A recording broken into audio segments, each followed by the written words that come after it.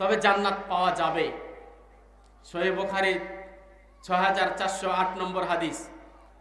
নবীজি সাল্লাল্লাহু আলাইহি ওয়াসাল্লাম বলেছেন, যেখানে দ্বীনি আলোচনা হয়, সেই দ্বীনি আলোচনার বৈঠকে যারা থাকে, মহান আল্লাহ সুবহানাহু ওয়া তাআলা ফেরেশতাদের সাথে কন্টাক্ট করেন, তথা কন্টাক্ট বলতে কথোপকথন করেন।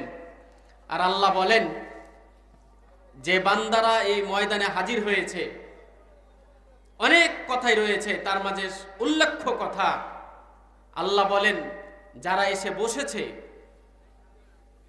আমি আল্লাহ সুবহানাহু ওয়া তাআলা তাদের জীবনের যত গুনাহ আছে সমস্ত পাপগুলোকে আমি আল্লাহ ক্ষমা করে দিলাম। সুবহানাল্লাহি ওয়া হামদি। এই মুহূর্তে একজন ফেরেশতা আল্লাহর সাথে আবার তর্ক করেন। আল্লাহকে বলেন, আল্লাহ, তোমার এমন একজন বান্দা আছে যে মূলত আলোচনা শোনার জন্য দ্বীনি উদ্দেশ্যে সে কিন্তু আসে নাই, এসেছিল যে কোনো তার প্রয়োজনে, কিন্তু সে তার আরেকজন বন্ধু অথবা কারো সাথে এসেছে, দেখা হয়েছে, সাথে নিয়ে এসে বসিয়ে দিয়েছে, কিন্তু সে প্রকৃত উদ্দেশ্যে বাসা থেকে আলোচনার জন্য বের হয়নি। আল্লাহ, তুমি একেও ক্ষমা করবা? তখন আল্লাহর ভাষাটা হলো এটা, আমি হাদিস নাম্বারটা আগেও বলেছি, 6408 সহিহ বুখারী, এখনো খুলে দেখতে পারেন। আল্লাহ বলেন, লা ইয়াশকা আহাদুম মিনহুম, আমার সে দয়া থেকে, আমার সে কল্যাণ থেকে কেউ বঞ্চিত হবে না। ও যে উদ্দেশ্যে আসুক, এসে যেহেতু ময়দানে বসে গেছে, আমি আল্লাহ তাকেও ক্ষমা করে দিলাম। সুবহানাল্লাহি ওয়া হামদি। এটা আশা যে আমরা ক্ষমা পাবো ইনশাআল্লাহ। অতএব আমাদের যতক্ষণ আলোচনা চলবে, আমরা আলোচনা শেষ করে এখান থেকে বিদায় নেব ইনশাআল্লাহ তাআলা। আমরা এই আলোচনায় এসে বসতে পেরে খুশি না বেজার? বিভিন্ন সময়ে বিভিন্নভাবে আমাদের জীবনের সময় অতিবাহিত হয়ে যাচ্ছে, হচ্ছে না? সব সময় এই যে কিছুক্ষণ আমি কথা বলছিলাম, সূচনা থেকে নিয়ে এ পর্যন্ত এই যত মিনিট আমি কথা বলেছি, আপনারা যত মিনিট বসে আছেন, সবাই কিন্তু এক চূড়ান্ত সত্যের মুখোমুখি আমরা হয়েছি। যদি আমরা 10 মিনিটে পর্যন্ত কথা বলে থাকি, তাহলে 10 মিনিট আমরা আগিয়ে গেছি এক চূড়ান্ত সত্যের নিকটে। তার নাম কি? মৃত্যু। আমরা 10 মিনিট মৃত্যুর নিকটে আগিয়ে গেলাম। আমরা যদি 1 ঘন্টা 1.5 ঘন্টা আলোচনা শুনি, তারপরে যদি এখান থেকে বিদায় নেই, তো দেখা যাবে ওই 1-1.5 ঘন্টা আবার মৃত্যুর সন্নিকটে আমরা কাছিয়ে গেছি। একটা বছর অতিবাহিত হচ্ছে মানে একটা বছর মৃত্যুর কাছে কাছিয়ে গেলাম। জয় বছর জীবনের খাতা থেকে আমাদের ঝরেছে, তয় বছর আমরা মৃত্যুর কাছে কাছিয়ে যাচ্ছি। আল্লাহ সুবহানাহু ওয়া তাআলা সামনে রমাদান মাস, আল্লাহ সুবহানাহু ওয়া তাআলা আমাদের উপর সিয়ামকে ফরজ করেছেন, রোজাকে ফরজ করেছেন। খুব ভালো করে যার যার হুঁশ হয়েছে, ছোট ভাইয়েরা যারা বুঝে না তারা ব্যতীত যাদের হুঁশ হয়েছে, সবাই একযোগে এক খেয়ালে চেয়ে থেকে শোনার চেষ্টা করুন। আল্লাহ সুবহানাহু ওয়া তাআলা যে সিয়াম দিয়েছেন, সিয়াম যার অর্থ হলো বিরত থাকা। সিয়াম মানে বিরত থাকা, বিরত থাকতে হবে। কিসের থেকে বিরত থাকতে হবে? না তো বিরত থাকতে হবে মিনাল আকলে ওয়া শুরবে ওয়াল জামায়ে ওয়ানিশ শাহওয়াত মিনাস সুবহি সাদিক ইলা গুরুবিশ শামস। সিয়াম বা রোজা সকাল থেকে নিয়ে তথা সুবহে সাদিক থেকে নিয়ে সূর্যাস্ত পর্যন্ত খাবার থেকে, পানীয় থেকে এবং নিজের প্রবৃত্তি থেকে, সব কিছু থেকে বিরত থাকার নাম হচ্ছে সিয়াম। 1 নম্বর কাজ সিয়াম যে ব্যক্তি রাখবেন, 1 নম্বর কাজ তার জন্য তাকে সহিহ বুখারীর 1 নম্বর হাদিস, সে হাদিসে রাসূলুল্লাহ সাল্লাল্লাহু আলাইহি ওয়াসাল্লাম বলেছেন, ইন্নামাল আমালু বিন্নিয়াত, সমস্ত আমল হচ্ছে নিয়তের উপর নির্ভরশীল। এই জন্য পৃথিবীর মানুষ যেভাবে ইবাদত করে থাকে, তন্মধ্যে যে সিয়ামের মতো, রোজার মতো গুরুত্বপূর্ণ ইবাদত করবে, তাকেও নিয়ত করতে হবে। তবে নিয়ত মুখে উচ্চারণ করে করার কোনো প্রয়োজন নেই। 1 নম্বর কাজ, সামনে রমাদান মাস আসছে, আমরা পুরো প্রস্তুতি গ্রহণ করছি, এটাই হচ্ছে নিয়ত। নিয়ত মুখে প্রকাশ করার কোনো প্রয়োজন নেই।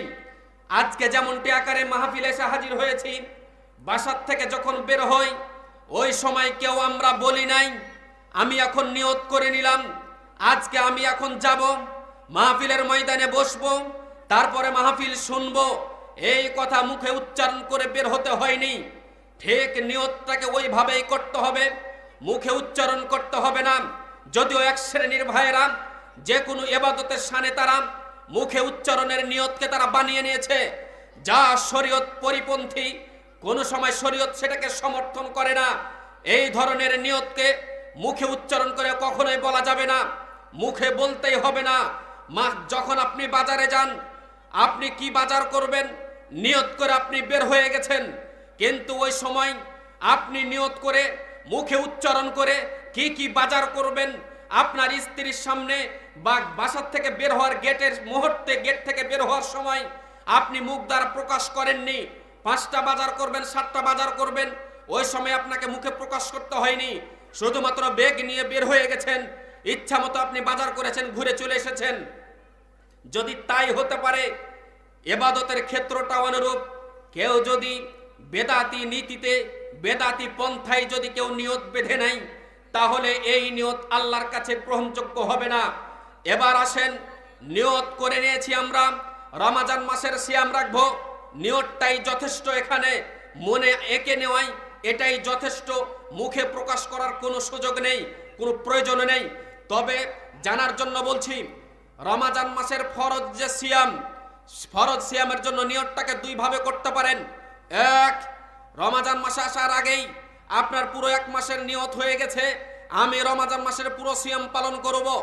2, প্রতিদিন আপনি রাত্রে সন্ধ্যাবেলায় আপনি আবার নিয়ত করতে পারেন আমি ঘুম থেকে উঠে সাহারি খাবো, আমি সিয়াম রাখবো, এটা নিয়ত এভাবেও করতে পারেন।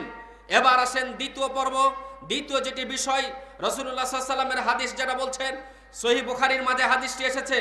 রাসূলুল্লাহ সাল্লাল্লাহু আলাইহি ওয়াসাল্লাম সে হাদিসের মাঝে স্পষ্ট করেছেন, তাসাহহারু ফাইন্না ফিস সাহুরে বারাকা। নবীজি বলেছেন, 2 নম্বর কাজ, তোমরা সাহারি খাও, সাহারিতে রয়েছে বরকত। এবার আসেন, কেউ যদি সাহারি না খেতে পারে তাহলে তারও সিয়াম হয়ে যাবে, এই হাদিসে প্রমাণ করছে। কারণ নবীজি বলেছেন তোমরা সাহারি খাও, সাহারির মাঝে বরকত আছে। সাহারি না খেয়ে এমন যদি হয় কোন আল্লাহর বান্দা খাবার খেয়েছে, খাবার খেয়ে রাত 12টায় সে ঘুমিয়েছে, ফজরের পর আর জাগতে পারে নাই, ফজরের মুহূর্তে জাগতে পারে নাই, সাহারি খাওয়ার সময় জাগতে পারে নাই, তবে তো সে যদি আর কোনো খাবার না খায় তবুও তার সিয়াম হয়ে যাবে। এখানে নবীজির ভাষাতেই নবীজি প্রকাশ করছেন যে সাহারি খাও, সাহারিতে বরকত রয়েছে, এর মানে সাহারি না খেলেও রোজা হবে। সাহারি বলা হয় কাকে? সাহারি হলো রাতকে 6 ভাগ করবেন। তিরমিজির হাদিসে প্রমাণ করছে, একটি ব্যাখ্যায় সুস্পষ্টভাবে এসেছে যে রাতকে 6 ভাগ করবেন। ও আকলু সুদুসুল লাইলিল আখির, রাতকে 6 ভাগ করে 6ষ্ঠ নম্বর সময়ের খাদ্যের নাম হলো সাহারি। সে সময়ে যে খাবারটা গ্রহণ করে থাকি সেটি হলো সাহারি। কেউ যদি রাত 2টাতে খাবার খায় আর বলে যে আমি সাহারি খেয়েছি, সেটি মূলত সাহারি হয়নি। সাহারি হয় শেষ সময়ের ফজরের আগ মুহূর্তে, তবে আপনার সিয়াম হয়ে যাবে। যদি আপনি না সাহারি খেতে পারেন কোনো সমস্যা নেই। তারপরের কাজ, আমরা যে পুরো দিন, এটি জরুরি বিষয়, নারী পুরুষ, ছেলে মেয়ে, যুবক বৃদ্ধ সবার জন্য জানা জরুরি। সহিহ বুখারীর হাদিস 1903 নম্বর হাদিস, সহিহ বুখারীর হাদিস 1904 নম্বর হাদিস। 5টি শর্ত জরুরি জানা দরকার। জীবনে অনেক কিছু জেনেছি, এটিও জানা দরকার। জীবনে সংসার করতে শিখেছি, জীবনে পরিবার চালাতে শিখেছি, নিজে সব কিছু শিখেছি, চাকরি করতে শিখেছি, সব কিছু যেহেতু করতে শিখেছি, আল্লাহর ইবাদত করতেও শিখতে হবে। এবার আসেন, যারা সিয়াম পালন করবেন, রমজান মাসের সিয়াম হোক, অন্য সিয়াম হোক, তাকে সহিহ বুখারী 1903 নম্বর হাদিস, সহিহ বুখারী 1904 নম্বর হাদিস, সেই হাদিস দুটির মাঝে 5টি শর্ত রয়েছে। 5টি শর্তকে তাকে পূর্ণ করতে হবে। নবীজি বলেছেন, মাল্লাম ইয়াদা কাওলা জুর ওয়াল আমালা বিহি ফালাইসা লিল্লাহি হাজা ইয়াদা তাআমাহু ওয়া শারাবাহু। যে ব্যক্তি মিথ্যা কথা ছাড়ে নাই, নবীজি তারপরে কথা বলছেন, মিথ্যা জাতীয় আমল সে ছাড়ে নাই, আল্লাহ তাআলার কোনো প্রয়োজন নাই ওই ব্যক্তির সিয়ামের। রাসূলুল্লাহ সাল্লাল্লাহু আলাইহি ওয়াসাল্লাম এই হাদিসে এটা বলে দিলেন। এর মানে যারা রোজা রাখবেন তাকে অবশ্যই মিথ্যা কথা পরিহার করতে হবে, মিথ্যা সহজাতীয় আমলকে পরিহার করতে হবে। এই দুটো বিষয়কে যদি পরিহার না করা যায়, তাহলে ওই ব্যক্তির না খেয়ে থেকে, না পানীয় থেকে বিরত থেকে ওই ব্যক্তির কোনো প্রয়োজন নাই। আল্লাহ তাআলা ওটাকে পছন্দ করেন না। ভালো বুঝবেন, তিরমিজির হাদিস 3 নম্বর হাদিস, সে হাদিসে এসেছে যে নামাজের সূচনা হয় তাহরিমুহাত তাকবীর ওয়া তাহলিলুহাত তাসলিম। নামাজের সূচনা হয় তাকবীরের মাধ্যমে, আর নামাজের পরিসমাপ্তি ঘটে সালামের মাধ্যমে। এর মানে নামাজের শুরু আছে, নামাজের শেষ আছে। যেমনটি ইবাদত, এর ফাঁকে অনেক কিছু থেকে বাধা। ওই সময় আপনি অনেক হালাল কাজও করতে পারেন না, আপনার যেমন বাধা। ইবাদতের জগতে সবচেয়ে বড় ইবাদত, দীর্ঘ সময়ের ইবাদত, সেই ইবাদতটি হলো সিয়াম। নামাজের ইবাদত কতক্ষণ, যাকাতের ইবাদত কতক্ষণ, কিন্তু দীর্ঘ এক সময়ের ইবাদত হচ্ছে, সেটি হচ্ছে সিয়াম। আপনাকে 14, 15, 16, 17, 18 ঘন্টা পর্যন্ত আপনাকে যেমন পানি থেকে বিরত থাকতে হবে, খাবার থেকে বিরত থাকতে হবে, নিজের প্রবৃত্তি থেকে বিরত থাকতে হবে, ঠিক অনুরূপভাবে আপনাকে বিরত থাকতে হবে মিথ্যা কথা থেকে, মিথ্যা জাতীয় আমল থেকে। তারপরের কথা নবীজি বলছেন, যেটি সহিহ বুখারীর 1904 নম্বর হাদিস, সে হাদিসে বলছেন, আসিয়াম জুন্নাহ। নবীজি বলছেন সিয়াম হচ্ছে ঢাল, রোজা হচ্ছে ঢাল। ঢাল মানে আড়াল হয়ে দাঁড়াবে কিয়ামতের ময়দানে। যতগুলো শাস্তির ক্ষেত্র আছে, জাহান্নামের পথ, পুলসিরাতের পথ, এ থেকে নিয়ে যতগুলো ক্ষেত্র আছে সব জায়গায় ঢাল হয়ে দাঁড়াবে। ঢাল মানে বাধা হয়ে দাঁড়াবে। যতগুলো বিপদের জায়গা আছে, বিপদের জায়গাগুলোতে ঢাল হয়ে দাঁড়াবে। যা সিয়াম আল্লাহর সামনে ঢাল হয়ে দাঁড়াবে এবং বিপদ থেকে বাঁচাবে একজন যে ব্যক্তি সিয়াম পালন করেছে তাকে। এবার দেখেন নবীজি তারপরে কথাটা বলছেন, কিন্তু শুনে রেখো, যে ব্যক্তি তোমাদের সিয়াম পালন করবে, ফালা ইয়ারফুস ওয়ালা ইয়াজহাল, সে যেন রাফাসি কথা না বলে, সে যেন অন্যায় কথা না বলে, সে যেন অন্যায় আচরণ না করে। এই কথা নবীজি বললেন। এখান থেকে বড় একটি শিক্ষা, সেটি হচ্ছে নিষ্প্রয়োজন যেটা কাজ, সে কাজের সাথে সংযুক্ত হওয়া যাবে না। সিয়াম রেখেছি, খামাখা মোবাইল ধরে নিয়ে ইউটিউব, টুইটার, ফেসবুক থেকে নিয়ে যত কিছু আছে শুধুমাত্র সময়টাকে পার করতে আছি আর এটা সেটা দেখতে আছি, এইভাবে সময়টাকে চালানো যাবে না, পার করা যাবে না। যেমনটি নামাজের মধ্যে থেকে আরেকজন ব্যক্তির সাথে কথা বলা যায় না, নামাজের মধ্যে থেকে আপনি যেমন হালাল কথা আরেকজনের সাথে গল্প করতে পারেন না, নামাজের মধ্যে থেকে অন্য কিছু কাজ করতে পারেন না, কারো প্রশ্নের উত্তর দিতে পারেন না। নামাজের মধ্যে থেকে অনেক কিছু হালাল কাজ যেমন আপনাকে বিরত থাকতে হয়, ঠিক অনুরূপভাবে আপনাকে আমাকে বিরত থাকতে হবে। নবীজি বলছেন ওই সিয়াম হচ্ছে কিয়ামতের ময়দানে যত ভয়ানক অবস্থা আছে, যত ভয়ানক ক্ষেত্র আছে, সমস্ত জায়গায় ঢাল হয়ে দাঁড়াবে, আপনাকে বাধা দিবে, আপনাকে আপনার পথটা সুগম করবে। যদি অনর্থক কিছু থেকে বেঁচে থাকতে পারি, আমাদের এ হাদিস থেকে, নবীজির এ হাদিস থেকে শিক্ষা, আমরা যেন খামাখা মোবাইল টিপা থেকে নিয়ে যত অনর্থক কার্যকলাপ আছে যেন বিরত থাকি। তারপর কথা হচ্ছে নবীজি সাল্লাল্লাহু আলাইহি ওয়াসাল্লাম বলছেন, ওয়ালা ইয়াসখাব, সে যেন গন্ডগোল না করে, সে যেন গন্ডগোল না করে। ওয়াফি রাওয়ায়া ফালা ইয়াজ ওয়ালা ইয়াজহাল, সে যেন মূর্খের মতো কোনো কাজ না করে। 4 নম্বর শর্ত গেল। 5 নম্বর কথা বলছেন, কেউ যদি তার সাথে গন্ডগোল করতে আসে, কেউ যদি তার সাথে লড়াই করতে আসে, নবীজি সাল্লাল্লাহু আলাইহি ওয়াসাল্লাম এই কথা বলছেন, সে যেন বলে ইন্নী ইমরুন সায়েম, আমি হচ্ছি একজন রোজাদার মানুষ, এই কথা বলে সিলিন্ডার হয়ে যাবে। যদিও হট, তবুও বিরত থাকবে, গন্ডগোলে জড়াবে না, লড়াইয়ে জড়াবে না, গন্ডগোলে জড়াবে না, লড়াইয়ে জড়াবে না। যেন স্ত্রীর সাথে হোক, যেন ভাইয়ের সাথে হোক, যেন অন্য কোনো আত্মীয় স্বজনের সাথে হোক, কারো সাথে গন্ডগোল করতে পারবে না, এই কথা নবীজি বলেছেন। আবারও বলছি, যারা সিয়াম পালন করব, মিথ্যা কথা বলা যাবে না, মিথ্যা জাতীয় আমল করা যাবে না, অনর্থক কোনো কিছু করতে পারবে না, খামাখা মোবাইল টিপতে পারবে না। তারপরে সেই ব্যক্তি যেন কারো সাথে গন্ডগোল না করে। 5 নম্বর কথা, কেউ যদি লড়াই করতে আসে, গন্ডগোল করতে আসে, যেন এই কথা বলে আমি একজন রোজাদার, এই কথা বলে সিলিন্ডার হবে। এই 5টি শর্ত সাপেক্ষে সহিহ বুখারীর 1903 ও 4 নম্বর হাদিসকে মেনেই আপনাকে আমাকে সিয়াম রাখতে হবে। নবীজির হাদিসে নবীজি বলে গেছেন। এবার আসেন, এটি বেশি দামি কথা, জরুরি কথা, জানি না কতজন এটা পালন করতে পারবেন। পর কথা, নবীজি সাল্লাল্লাহু আলাইহি ওয়াসাল্লাম সেই সহিহ বুখারীর হাদিসটি হচ্ছে 1954 নম্বর হাদিস। কি নবীজি সাল্লাল্লাহু আলাইহি ওয়াসাল্লাম বলেছেন, ইজা আকবালাল লাইলু মিন হাহুনা ওয়াদবারান নাহারু মিন হাহুনা, রাত্রের আগমন হয় পূর্ব দিগন্ত থেকে, দিনের পরিসমাপ্তি ঘটে পশ্চিম দিগন্তে। ইদা গারাবাতিশ শামস ফাকাদ আফতারাস সায়েম, সূর্য যখন অস্ত যাবে তখন একজন রোজাদার ইফতার করবে। নবীজি এই কথা বলে দিলেন। হাদিস নম্বর হচ্ছে 1954 নম্বর সহিহ বুখারীর হাদিস। এবার আসেন, নবীজি বললেন যখনই সূর্য অস্ত যাবে তখনই ইফতার করতে হবে। আমরা দেখি কেউ সতর্কতার নাম দিয়ে সূর্য অস্তের পরও 3 মিনিট 4 মিনিট, কেউ দেরি করে 2 মিনিট। এই যেটা দেরি করা, এই দেরি করা দিয়ে সিয়াম হবে না, এই দেরি দিয়ে সিয়াম হবে না, ওই সিয়াম আল্লাহর কাছে গ্রহণযোগ্যতায় আসবে না। এবার দেখেন নবীজি সাল্লাল্লাহু আলাইহি ওয়াসাল্লামের হাদিস কি বলছে, 1954 নম্বর হাদিস। এবার আসেন 1957 নম্বর হাদিস। সে হাদিসে নবী সাল্লাল্লাহু আলাইহি ওয়াসাল্লাম বলেছেন, লা ইয়াজালুন নাসু বিখাইরিন মা আজ্জালুল ফিতরা, মানব জাতি ততদিন পর্যন্ত কল্যাণে থাকবে যতদিন পর্যন্ত তারা ইফতারকে তাড়াতাড়ি করবে। নবীজি এই কথা বললেন, মানব জাতি ততদিন পর্যন্ত কল্যাণে থাকবে। মানব জাতি মানে পুরা পৃথিবীর মানুষকে বোঝানো হচ্ছে।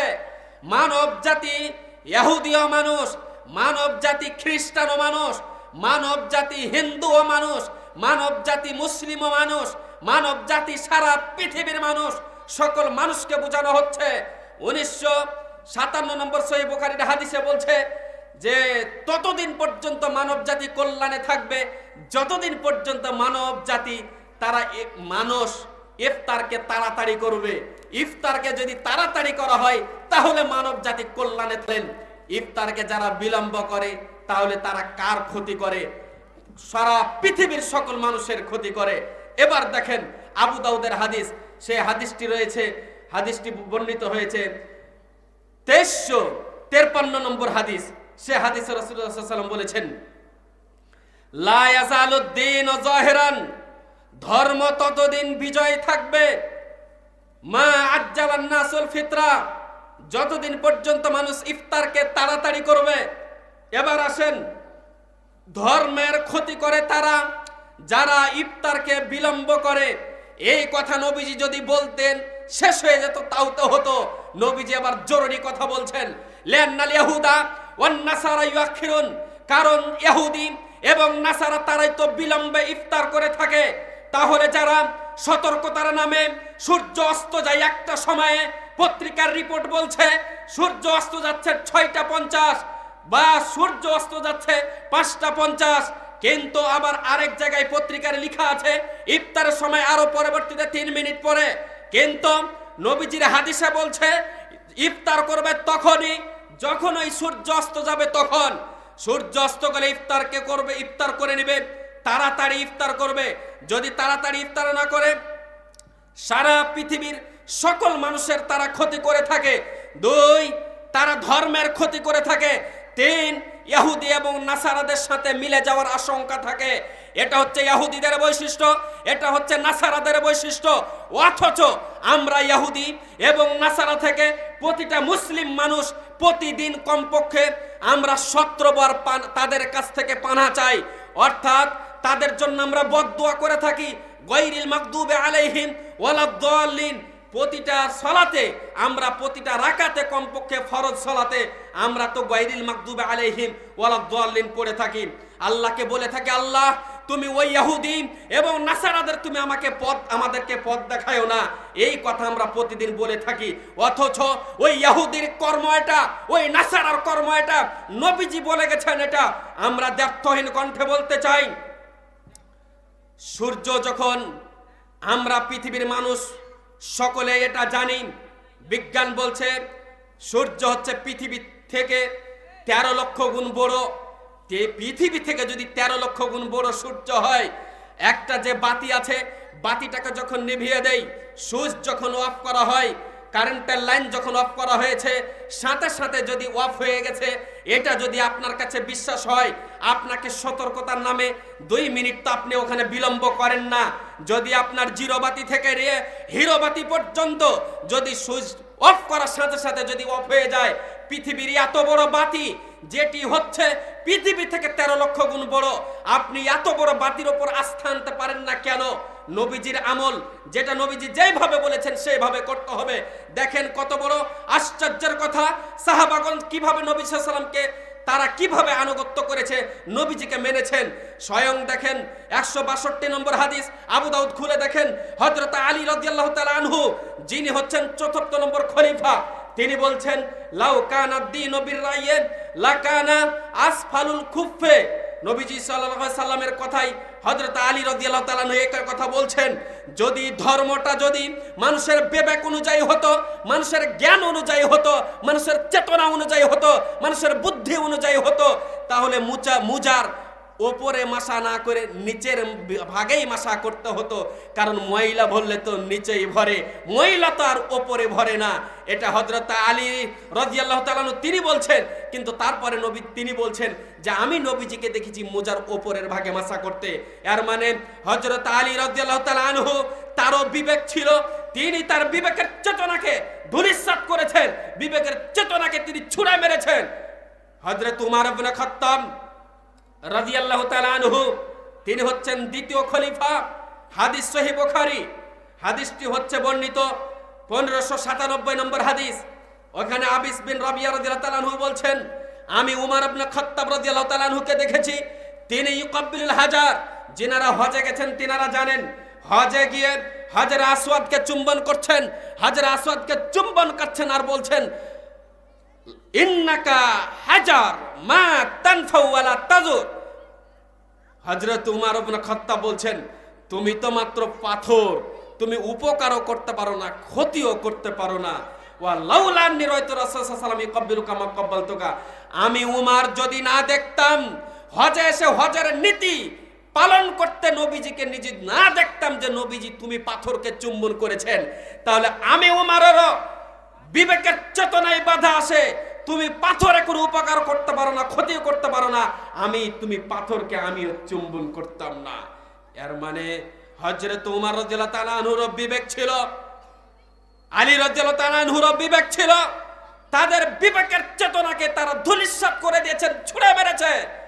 আজকে যারা বিলম্ব ইফতার করেন আর এই কথা বলতে চান যে 3 মিনিটকে বিলম্ব করে এত ঘন্টা থাকতে পারলাম, আর 3 মিনিট বিলম্ব থাকতে পারবো না, এই কথা বলে বিবেকের চেতনা যারা খাটাতে চান, তারা কি হযরত আলী রাদিয়াল্লাহু তাআলা আনহুর চাইতে, হযরতে উমর ইবনে খাত্তাব রাদিয়াল্লাহু তাআলা আনহুর চাইতে, তাদের চাইতে কি বিবেকের চেতনা আরো বেশি এসে গেছে নাকি? ধর্মের আরো বেশি জ্ঞান এসে গেছে নাকি? কখনোই না। এটি হচ্ছে চূড়ান্ত বিদআত, এবং এই ধরনের আমল আল্লাহর কাছে গ্রহণযোগ্য নয়, কখনোই গ্রহণযোগ্যতা আসবে না। ওই কথা কি ভুলে গেছি নাকি, যেই কথা বলে গেছেন রাসূলুল্লাহ সাল্লাল্লাহু আলাইহি ওয়াসাল্লাম বিদায় হজের ভাষণে, যে তোমরা ততদিন পর্যন্ত পথভ্রষ্ট হবে না যতদিন পর্যন্ত তোমরা কিতাবুল্লাহকে এবং সুন্নাত রাসূলুল্লাহকে যতদিন পর্যন্ত তোমরা আঁকড়ে ধরে থাকবে। এর মানে ওইভাবেই আমাদেরকে আঁকড়ে ধরে রাখতে হবে। যদি ওইভাবে না ধরি, বেদাতি কর্মকাণ্ডের সাথে যদি আমরা সংযুক্ত হই, বেদাতের সাথে যদি আমরা জড়িত হই, ওই ধরনের আমল আল্লাহর কাছে কোনোভাবে কখনোই গ্রহণযোগ্যতা আসবে না। লিল্লাহি তাকবীর। কি ঘুম চলে এসেছে নাকি? লিল্লাহি তাকবীর। তাহলে বেদাতি কর্মকাণ্ড কখনোই আল্লাহর কাছে গ্রহণযোগ্যতা আসবে না। আমাদেরকে অবশ্যই বেদাতি কর্মকাণ্ড থেকে সবাইকে বেঁচে থাকতে হবে। ইফতারকে যথা টাইমে করতে হবে। এক হোস্টেলে বসে গেছেন, অনেক কষ্ট হয় যে আপনি যদি ইফতারকে আগে করেন তাহলে আপনার উপর সব ঢেল ছুড়বে যে এর কত খাবারের জন্য লোভ, খাবার আজ কিছু থামতে পারলো না, কিছুক্ষণ এ খাবার খেতে লাগলো, এই কথা আপনাকে বলবে। কিন্তু তার ওই কথাকে আপনি ছুঁড়ে মেরে দিবেন এবং আপনি ইফতার করবেন তাদের সামনে। এটাই হচ্ছে আপনি প্রকৃত ইমানদারের বহিঃপ্রকাশ। আপনাকে ওখানে মানুষকে উপেক্ষা করে আপনাকে সরাসরি রাসূল সাল্লাল্লাহু আলাইহি ওয়াসাল্লামের নীতিকে ফলো করতে হবে। সূর্য অস্ত গেলেই আপনাকে ইফতার করতে হবে। যদি আপনি জানতে পারেন সূর্য অস্তের সময়, তাহলে ওই সময় আপনাকে ইফতার করতে হবে। নবী সাল্লাল্লাহু আলাইহি ওয়াসাল্লামের হাদিসই তাই আমাদেরকে প্রমাণ করে, তাই আমাদেরকে বুঝিয়ে দেয় বেদাতি কর্মের সাথে জড়িয়ে কখনোই এটা শান্তি বয়ে আসবে না। বেদাতি কর্মের সাথে যেমন সামনে চলতি মাসের শাবান মাস, এই শাবান মাসে যে 15 শাবান, এই 15 শাবানে যারা শুধুমাত্র শবে বরাতের নামে সেই দিন মাত্র সিয়াম পালন করে থাকে আর তার রাত্রে অগ্রিম রাত্রে আগের রাত্রে হালুয়া রুটির ব্যবস্থা করে থাকে, এই কথা যারা বলে থাকে এবং শুধু নামাজ সেই রাত্রে নামাজ পড়ে থাকে অথচ ফরজ নামাজে তার কোনো খবর নেই, আর সেই শাবানের সেই রাত্রিতে শুধুমাত্র ইবাদত করে থাকে আর দিনের বেলায় সিয়াম রেখে থাকে, এই ধরনের নীতি কোরআন এবং হাদিসে কখনোই স্পষ্টভাবে প্রমাণিত নয়। বেদাতি কর্মের সাথে মানুষকে যুক্ত করে কিয়ামত বেশি দূরে নয়, সেই কিয়ামতের ময়দান অল্প কিছুদিন পরেই তো আমাদের জন্য কিয়ামত অপেক্ষা করছে। সেই দিন যে নবী সাল্লাল্লাহু আলাইহি ওয়াসাল্লাম হাউজে কাউসারের পানি নিয়ে বসে থাকবেন, যেই দিন নবী সাল্লাল্লাহু আলাইহি ওয়াসাল্লাম এই কথা বলবেন যে সুহকান সুহকান লিমান গায়্যারা বাদি, যেই দিন নবীজি বলবেন দূর হও দূর হও আমার পরে যারা ধর্মের ক্ষতি করেছো। নবী সাল্লাল্লাহু আলাইহি ওয়াসাল্লাম তিনি নবীজি, মা আয়েশা বর্ণনা করছেন শাবান মাসে প্রায় নবীজি সাল্লাল্লাহু আলাইহি ওয়াসাল্লাম সিয়াম রাখতেন। কেন সিয়াম রাখতেন? নবীজি বলেছেন বাৎসরিক আমল, যেটা বাৎসরিক আমল উঠে যায় এই শাবান মাসে, তবে কোন দিন উঠে যায় এটা নবীজি জানতেন না, এই জন্য বেশি বেশি সিয়াম পালন করতেন। এই জন্য আমাদেরকেও এই মাসে বেশি বেশি সিয়াম পালন করতে হবে। ওই শুধুমাত্র 15 শাবানের দিন কেউ বেদাতি সিয়াম ওইভাবে পালন করবেন না। এই মাসে যটা পারবেন সিয়াম পালন করবেন। হতে পারে সেই দিনে আমার আপনার জীবনের বাৎসরিক আমল আল্লাহর কাছে উঠে যেতে পারে। প্রতিদিনের আমল উঠে যায় ফজরের সময়, প্রতিদিনের আমল উঠে যায় আসরের সময়, আবার সপ্তাহের আমল উঠে যায় বৃহস্পতিবার এবং সোমবার, ফাইল হয়ে আল্লাহর কাছে উঠে যাচ্ছে। আর বাৎসরিক আমল আল্লাহর কাছে উঠে যায় শাবান মাসে। তবে কোন দিন উঠে যায় এটা কেউ বলতে পারবে না। রাসূল সাল্লাল্লাহু আলাইহি ওয়াসাল্লাম যেহেতু বলতে পারেননি, আমরাও তো বলতে পারবো না। অতএব শুধুমাত্র 15 শাবানে ওই দিন কোন বিশেষজ্ঞ বলেন শুধুমাত্র 15 শাবানকে কেউ যদি নির্দিষ্ট করে খাস করে নেয় এবং ওই দিনে যদি সে মাত্র সিয়াম পালন করে, এই বেদাতি আমলের জন্য তাকে হতে পারে, এই একটি আমলের জন্য, এই একটি বেদাতি রোজার জন্য তাকে হতে পারে জাহান্নামে যেতে হতে পারে, এই কথা বলে গেছেন। শুধুমাত্র এমনিতেই তারা বলে যাননি। একটি হাদিস দেখবেন সহিহ বুখারীর মধ্যে হাদিসখানা এসেছে, হাদিস হচ্ছে 9000 তথা 7290 নম্বর হাদিস। এই হাদিসে স্পষ্ট বর্ণনা হয়, সে হাদিসটিতে বর্ণনা করছে যে রাসূলুল্লাহ সাল্লাল্লাহু আলাইহি ওয়াসাল্লাম এই কথা বলছেন, কুল্লু উম্মতি ইয়াদখুলুনাল জান্নাহ, আমার উম্মত সবাই যাবে জান্নাতে, ইল্লা মান আবা, তবে আমাকে যারা অস্বীকার করে তারা যাবে না জান্নাতে। নবীজিকে প্রশ্ন করা হলো মাইয়া আবা, আপনাকে কে আবার অস্বীকার করে? তো বললেন মান আতাআনি দাখালাল জান্নাহ, যে আমি নবীর আনুগত্য করবে সে যাবে জান্নাতে, আর আমি নবীকে যে মেনে নিবে না সেই যাবে জাহান্নামে। তাহলে নবীজিকে নবী হিসাবে পঙ্খানুপঙ্খরূপে মেনে নিতে হবে। এবার দেখেন আমরা যে উজু করি, উজু করার শেষে একটা দোয়া বলি, বলেন তো দোয়াটা কি? আশহাদু আল্লা ইলাহা ইল্লাল্লাহ ওয়াহদাহু লা শারীকা লাহু ওয়া আশহাদু আন্না মুহাম্মাদান আবদুহু ওয়া রাসূলুহু। নবীজি সাল্লাল্লাহু আলাইহি ওয়াসাল্লাম একটি কথা বলেছেন, হাদিসটি কি বলেছেন যে যেই ব্যক্তি উজুকে পরিপূর্ণ করার পরে এই দোয়াটি পাঠ করে তো জান্নাতের 8টি গেট, 8টি দরজা তার জন্য আল্লাহ তাআলা খুলে দেন। সুবহানাল্লাহ। আল্লাহ তাআলা কেন খুলেন? একটি মাত্র দোয়া, যার ফলেই জান্নাতের 8টা গেট খুলে আপনার অপেক্ষা করছে। কেন? এর উদ্দেশ্য হলো এটা যে যখন আপনি বলেছেন আশহাদু আল্লা ইলাহা ইল্লাল্লাহ, আমি সাক্ষ্য দিচ্ছি আল্লাহ ছাড়া প্রকৃত আর কোনো ইলাহ নেই, এর মানে কেউ আর ইবাদত পাবে না। দ্বিতীয় কথা যখন বলেছেন ওয়াশহাদু আন্না মুহাম্মাদান আবদুহু ওয়া রাসূলুহু, আমি সাক্ষ্য দিচ্ছি যে মুহাম্মদ সাল্লাল্লাহু আলাইহি ওয়াসাল্লাম তার বান্দা এবং রাসূল। এর মানে আগেরটার উদ্দেশ্য হলো আল্লাহকে আল্লাহ হিসাবে মেনে নিলাম, কোনো শিরক করব না। আর দ্বিতীয়টাতে বলা হয়েছিল, উদ্দেশ্য ছিল আমি নবীজিকে নবী হিসাবে মেনে নিয়েছি, আমি বিদআত করব না। এর মানে শিরকও করব না, বিদআতও করব না, নবীকে নবী হিসাবে মেনে নিয়েছি। এই জন্য যখন আপনি ওয়াদাবদ্ধ হয়ে গেছেন, তখনই কিন্তু আল্লাহ তাআলা আপনার জন্য আমার জন্য জান্নাতের 8টা গেট 8টা দরজা খুলে দিয়েছে। এরপরে জায়নামাজে চলে গেল এক শ্রেণীর বান্দা, জায়নামাজে গিয়ে একটা দোয়া বলে দিল, অথচ ওই দোয়ার কোনো অস্তিত্ব নেই। ওই যে নিয়তের দোয়া প্রকাশ করে ফেললো, ওই যে দোয়ার কোনো অস্তিত্ব নেই।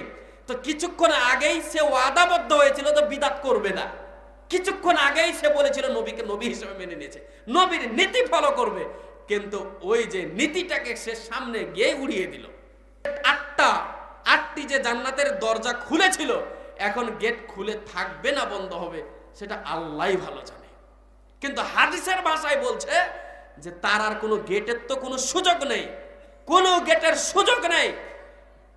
রাসূল সাল্লাল্লাহু আলাইহি ওয়াসাল্লাম বলছেন যে সেই কিয়ামতের ময়দানে হাউজে কাউসার থেকেও সে বঞ্চিত।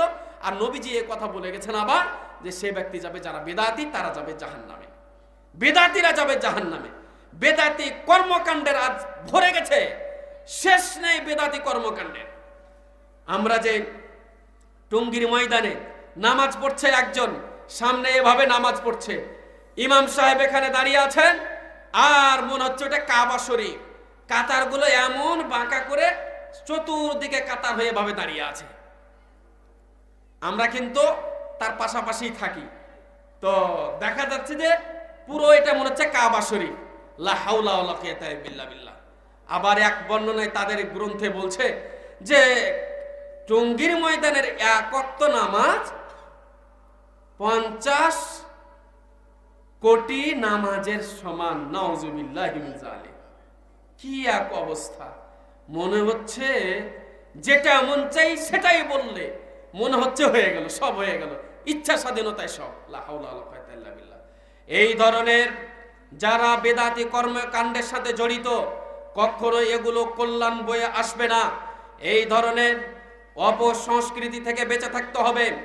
আমরা দেখেন যেই সিয়াম রাখবো, যারা সিয়ামকে রাখবো, তাদের জন্য মহান আল্লাহর নিকটে বিশেষ পুরস্কার 3টি। মহান আল্লাহর নিকটে বিশেষ পুরস্কার 3টি। সেই পুরস্কার 3টি হচ্ছে, কিয়ামতের দিন একটা গেট থাকবে, স্পেশাল গেট, একটা গেট থাকবে স্পেশাল গেট, যে গেট দ্বারা আল্লাহ তাআলা জান্নাতে নেবেন। 8টা জান্নাতের গেট থাকবে, 8টি জান্নাতের গেটের মাঝে একটি গেটের নাম হচ্ছে রায়্যান। ওই গেটে শুধুমাত্র যারা রোজাদার, ওই গেট দ্বারা, স্পেশাল গেট দ্বারা শুধু তারাই প্রবেশ করবে। যখন তাদের ব্যক্তি শেষ হয়ে যাবে, ওই গেটকে লাগিয়ে দেওয়া হবে। হাদিসের ভাষায় প্রমাণ হচ্ছে অন্য 7টা গেট দ্বারা অন্য আমলদার যারা, তারাও কিন্তু প্রবেশ করতে পারে। এর মানে যারা হজ করেছেন তারা কিন্তু যাকাত দিয়েছেন, যারা ওদের গেট দিয়েও প্রবেশ করতে পারবেন। যারা হজ করেছেন, যারা যাকাত দান করেছেন, যাকাত দানকারীরা যারা হজ করেছেন এদের গেট দ্বারা প্রবেশ করতে পারবে। কিন্তু যারা রোজাদার, এদের গেট দ্বারা শুধু রোজাদারেরাই প্রবেশ করতে পারবে, এছাড়া আর কেউ প্রবেশ করতে পারবে না। স্পেশাল গেট, এই হচ্ছে বিশেষ সম্মান, বিশেষ সম্মানে ভূষিত করবেন। 2, এই রোজা যারা রাখবেন, রোজা রাখার জন্য আল্লাহ সুবহানাহু ওয়া তাআলার দিদার হবে, আল্লাহ মহানের সাক্ষাৎ হবে। সেই সাক্ষাৎ রাসূলুল্লাহ সাল্লাল্লাহু আলাইহি ওয়াসাল্লাম হাদিসে বলছেন, ফারহাতুন ইনদা ফিতরিহি ওয়া ফারহাতুন ইনদা লিকাই রাব্বিহি, যে 2টি আনন্দ, একটা ইফতারের সময়, আরেকটি আনন্দ হচ্ছে মহান রবের সাক্ষাতের সময়। এই মহান রবের সাক্ষাৎ হবে সেই দিন। এই জন্য আমাদেরকে সিয়াম রাখতে হবে, সেই একটা বিশেষ পুরস্কার পাওয়া যাবে যারা আমরা সিয়াম রাখবো।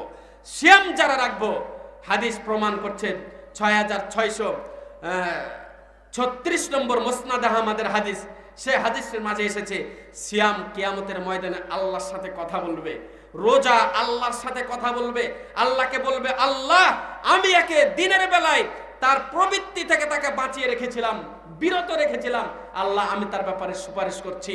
রাসূলুল্লাহ সাল্লাল্লাহু আলাইহি ওয়াসাল্লাম হাদিসে বলছেন ফাইসাফান, অতঃপর সিয়ামের সুপারিশ মহান আল্লাহ পাক কবুল করে নেবেন, অতঃপর জান্নাত দিয়ে দিবেন। সুবহানাল্লাহি ওয়া বিহামদি। এই জন্য আমাদেরকে সিয়াম রাখতেই হবে।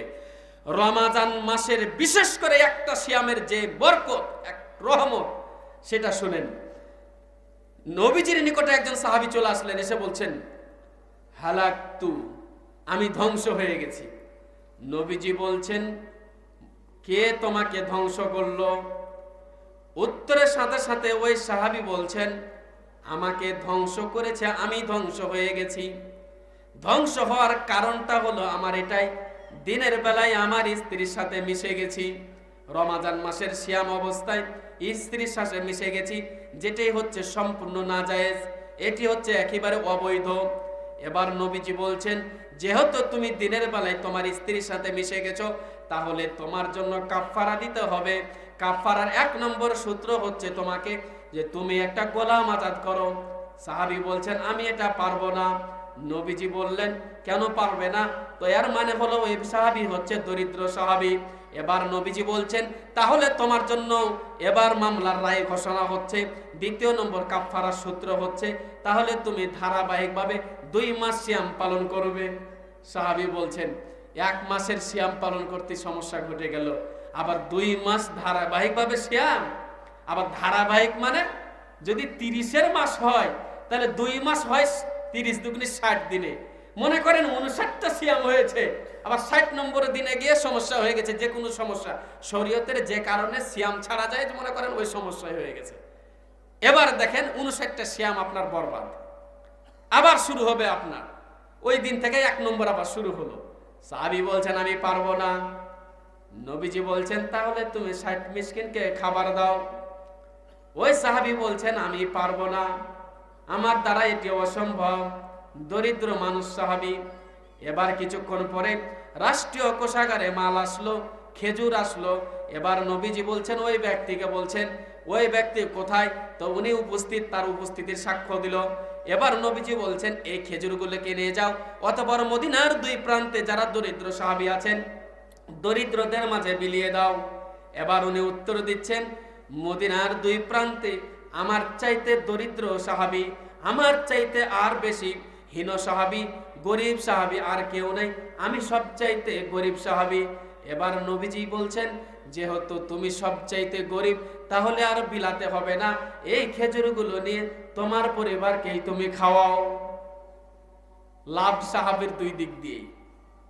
ওই যে একটা ঘটনা ঘটে গেল, আবার এখানে সে খেজুর সেই খাবে, কিন্তু উদ্দেশ্যটা দেখেন, কাফফারা দিতেই হবে, তাকে রাষ্ট্র সাহায্য করছে কিন্তু কাফফারা মাফ নেই। আমি বুঝাতে চাচ্ছি দেখেন রমাজান মাসের একটা সিয়ামের এত মূল্য, পরে ধারাবাহিকভাবে 2 মাস সিয়ামের কথা আসছে, পরে ধারাবাহিকভাবে 2 মাস সিয়ামের কথা আসছে। তার কত দামি সিয়াম রমাজান মাসের সিয়াম, কখনোই কেউ আমরা ছাড়তে পারবো না। আমাদেরকে রমাজান মাসের সিয়াম যথাযোগ্যভাবে পালন করতে হবে। দেখি আর একটা কথা পালন করতে পারেন কিনা। এই হাদিসটা হচ্ছে আবু দাউদের মাঝে এসেছে, হাদিসটা হচ্ছে 2356 নম্বর হাদিস।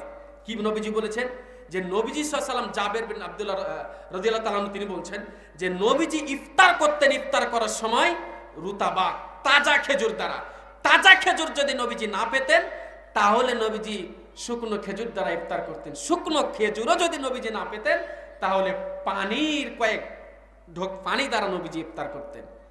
সামনে যতই খাবার আসুক খেজুর দ্বারা ইফতার করা হচ্ছে সুন্নত। যদি খেজুর না থাকে আপনার সামনে যতই মিষ্টি মিষ্টান্নর ব্যবস্থা থাক আর যতই পোলাও কুরমার ব্যবস্থা থাক, ওটা দ্বারা আপনি ইফতার করতে পারবেন না। ইফতার করতে হবে কি দ্বারা? পানি দ্বারা, হয় খেজুর নতবা পানি, এর মাধ্যমে আপনাকে আমাকে ইফতার করতে হবে। এই সুন্দরভাবে সিয়াম পালন করলে আমরা সবাই হয়ে যাব কি মুত্তাকি। আল্লাহ তাআলা নিজে বলেছেন যে তোমরা হয়ে যাবে মুত্তাকি।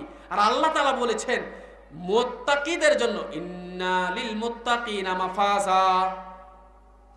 আল্লাহ তাআলা বলেছেন সূরা নাবার 31 নম্বর আয়াতে যে মুত্তাকিদের জন্যই হচ্ছে সফলতা।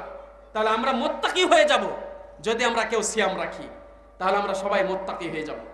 এবার আসেন, যেটি আমরা সিয়াম পালন করা অবশ্যই যথাযোগ্যভাবে আমরা সিয়াম পালন করব, কিন্তু সামনে যেটি আমাদেরকে বেঁচে থাকতে হবে সেটি হচ্ছে সামনের যেটি আসছে, সামনে 14ই ফেব্রুয়ারি। 14ই ফেব্রুয়ারি কি দিবস? ভালোবাসা দিবস। লা হাওলা ওয়ালা কুওয়াতা ইল্লা বিল্লাহ। অথচ আমাদের যেটা কর্ম সেটা আমরা অনেক ইবাদতের বিষয় আমরা জানি না, কিন্তু ওটা আবার সবাই জানে, ছোট বড় সবাই জানে ভালোবাসা দিবস। ভালোবাসা দিবস সবাই জানে। কেন? এটি যে শয়তানের মাপকাঠি এখানে রয়েছে, শয়তানের চাবিকাঠি এখানে রয়েছে, এই জন্য জানে। আচ্ছা বলেন তো এটা চালু হয়েছে কখন, কেউ বলতে পারবেন? এবং কোন দেশ থেকে চালু হয়েছে? রোম থেকে চালু হয়েছে 270 খ্রিস্টাব্দে। যে চালু করেছে তার নাম হলো ভ্যালেন্টাইন। তার সম্পর্ক ছিল যারা পতিতা নারী তাদের সাথে তার আতাত ছিল। একটা পর্যায়ে 14ই ফেব্রুয়ারিতে দেশের বাদশা তাকে মেরে ফেলে, ওই ভ্যালেন্টাইনকে। যখন তাকে মেরে ফেলা হয় তখন একটা পর্যায়ে পরবর্তী বছর থেকে শোক দিবস হিসাবে এটা চালু হয়। এবার এটি চালু হচ্ছে খ্রিস্টানদের থেকে চালু হচ্ছে এই নোংরামি দিবসটি, এই বেহায়াপনার দিবসটি, এই মানুষের যে নির্লজ্জ দিবসটি সেটি চালু হচ্ছে খ্রিস্টান থেকে। আর এই দিবসটি পালন করে মুসলমানদের সন্তান। লা হাওলা ওয়ালা কুওয়াতা ইল্লা বিল্লাহ। যদি আপনার ঘরের আপনার ছেলে, আপনার ঘরে আপনার মেয়ে, আপনার ঘরের আপনার নাতি, আপনার পৈত্রী, তারাকে যদি আপনি হেফাজত করতে না পারেন, রাসূলুল্লাহ সাল্লাল্লাহু আলাইহি ওয়াসাল্লাম হাদিসে বলে দিয়েছেন মান তাসাব্বাহা বিকওমিন ফাহুয়া মিনহু। যে জাতি যার সাথে সম্পর্ক করবে, মুসলমান জাতি যদি ওই খ্রিস্টানদের সাথে সম্পর্ক করে, তাদের পথ যদি অবলম্বন করে, তো নবীজি সাল্লাল্লাহু আলাইহি ওয়াসাল্লাম বলেছেন তারাও খ্রিস্টানের অন্তর্ভুক্ত। কেউ যদি ইহুদির সাথে সাদৃশ্য অবলম্বন করে, তারাও ইহুদির সাথে সম্পৃক্ত, তারাও ইহুদি, তারাও খ্রিস্টান বলে নবীজি সাল্লাল্লাহু আলাইহি ওয়াসাল্লাম বলে গেছেন। অতএব ওই ধরনের নোংরামি দিবস থেকে আমাদেরকে সবাইকে বেঁচে থাকতে হবে। এবং যার যার জায়গা থেকে এখানে যারা শুনছেন এবং যে বোনেরা, দিনী বোনেরা রয়েছেন, আপনারা আপনাদের মেয়েদেরকে, এবং যে দিনী বোনেরা ডাইরেক্ট রয়েছেন আপনারাও সেই 14ই ফেব্রুয়ারির ভালোবাসা, যেটি হচ্ছে শরীয়ত পরিপন্থী ভালোবাসা, অথচ সহিহ মুসলিমের 98 নম্বর হাদিস, এই হাদিসে নবী সাল্লাল্লাহু আলাইহি ওয়াসাল্লাম বলে গেছেন মুসলমানদের ভালোবাসা সম্পর্ক ভাই বোনকে, বাবা মা, পিতা মাতা, পরস্পরকে, স্বামী স্ত্রীকে, পরস্পরকে ভালোবাসা, আমাদের এই ভালোবাসা চলবে সর্বক্ষণ। নবীজি সাল্লাল্লাহু আলাইহি ওয়াসাল্লাম এই হাদিসে বলেছেন যে তোমরা ততক্ষণ পর্যন্ত জান্নাতে যেতে পারবে না যতক্ষণ পর্যন্ত তোমরা ঈমানদার না হবে, আর ঈমানদারও তো ততক্ষণ পর্যন্ত হতে পারবে না যতক্ষণ পর্যন্ত তোমরা পরস্পরে ভালো না বাসবে। এই জন্য আমাদেরকে পরস্পরে ভালোবাসা আমাদের রাখতে হবে। আর এই ভালোবাসার সম্পর্ক দিয়ে আমাদের ঈমান থাকবে। আর এই ভালোবাসার সম্পর্ক সর্বসময়ের জন্য, প্রতিটা মুহূর্তের জন্য, প্রতিটা ক্ষণের জন্য। এই ভালোবাসা শুধু 14ই ফেব্রুয়ারির এই ধরনের নোংরামি ভালোবাসা মুসলমানদের কখনোই হতে পারে না। আমাদের ভালোবাসা হবে ইসলামী নীতিতে ভালোবাসা, আমাদের ওই ধরনের ভালোবাসা আমাদের থাকতে হবে। আমাদের যে পরস্পরে স্বামী স্ত্রী, পরস্পর যে সন্তানাদি, সবাইকে সবার ভালোবাসা থাকতে হবে সর্বসময়ের জন্য। খুব ভালো করে এবার খেয়াল করেন, স্বামী স্ত্রী দাম্পত্য জীবনের কিছু কথা। দাম্পত্য জীবনের কিছু কথা, খুবই জরুরি কথা। এবার শুনেন, সহিহ বুখারীর হাদিস 6039 নম্বর হাদিস। সে হাদিস আসওয়াদ রাদিয়াল্লাহু তাআলা আনহু থেকে বর্ণনা। তিনি বলছেন, আমি মা আয়েশার নিকটে গেলাম। মা আয়েশার নিকটে গিয়ে প্রশ্ন করলাম, মা কানান নবী সাল্লাল্লাহু আলাইহি ওয়াসাল্লাম ইয়াসনাউ ফি আহলিহি, রাসূলুল্লাহ সাল্লাল্লাহু আলাইহি ওয়াসাল্লাম যখন বাসায় থাকতেন, পরিবারের নিকটে থাকতেন, তখন নবী সাল্লাল্লাহু আলাইহি ওয়াসাল্লাম কি করতেন? মা আয়েশা উত্তর দিচ্ছেন, কানা ফি মেহনাত আলিহি, নবী সাল্লাল্লাহু আলাইহি ওয়াসাল্লাম যখন বাসায় থাকতেন, পরিবারের নিকটে যখন থাকতেন, তখন তিনি তার স্ত্রীর সহযোগিতা করতেন, ডাইরেক্ট স্ত্রীর সহযোগিতা করতেন। আপনি একজন বড় মাস্টার, আপনি একজন বড় ডাক্তার, আপনি একজন বড় ইঞ্জিনিয়ার, আপনি একজন বড় প্রফেসর, আপনি একজন বড় শিক্ষিতবিদ, আপনি একজন বড় কিছু, কিন্তু আপনি মনে করছেন কি যে আপনি নবী সাল্লাল্লাহু আলাইহি ওয়াসাল্লামের চাইতে বড় কিছু হয়েছেন নাকি? আপনি নবী সাল্লাল্লাহু আলাইহি ওয়াসাল্লামের চাইতে কিন্তু বড় কিছু নন।